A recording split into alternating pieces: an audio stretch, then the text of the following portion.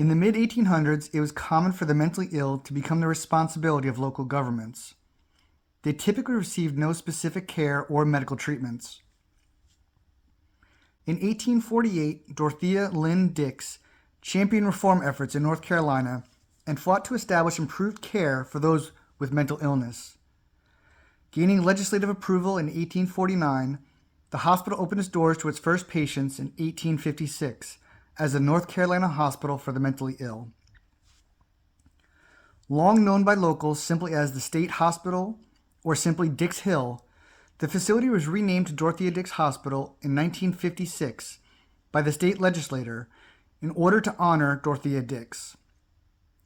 Although the terms are now considered pejorative, the hospital is also casually referred to as the State Lunatic or Insane Asylum.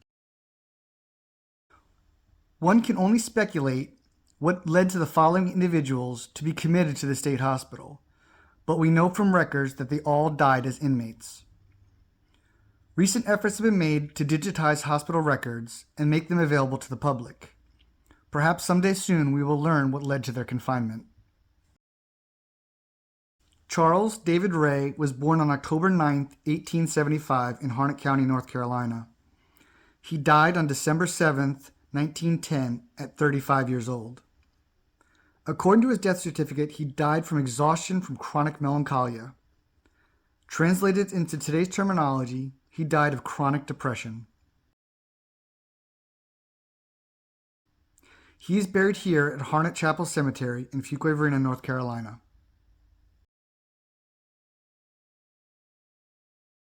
At the Morrison Family Cemetery in Lillington, North Carolina, lies Frances Morrison, or Fanny as she preferred to be called. She was born on May 21, 1879 in Harnett County, North Carolina. She was committed to the state hospital in Raleigh for the final year and a half of her life. She passed away on June 19, 1928 at 49 years old. She never married or had children.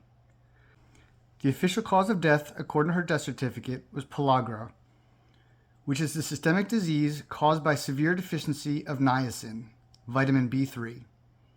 It usually occurs in poor and food-limited populations. Contributing factors in her death also included a fractured right hip suffered from a fall after being pushed by another inmate. Mental disease was also listed as a factor.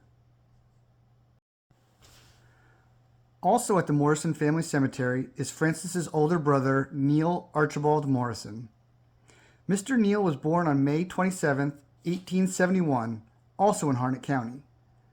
He died shortly before his 68th birthday on May 8, 1939. He spent the final 11 years and 11 months as an inmate at the state hospital in Raleigh.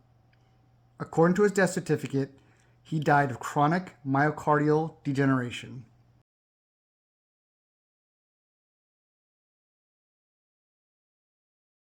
In 2000, primarily due to lack of funding, it was decided that Dorothea Dix Hospital must shut down. In 2012, the last patients were transferred to other local hospitals, and it closed its doors for the last time.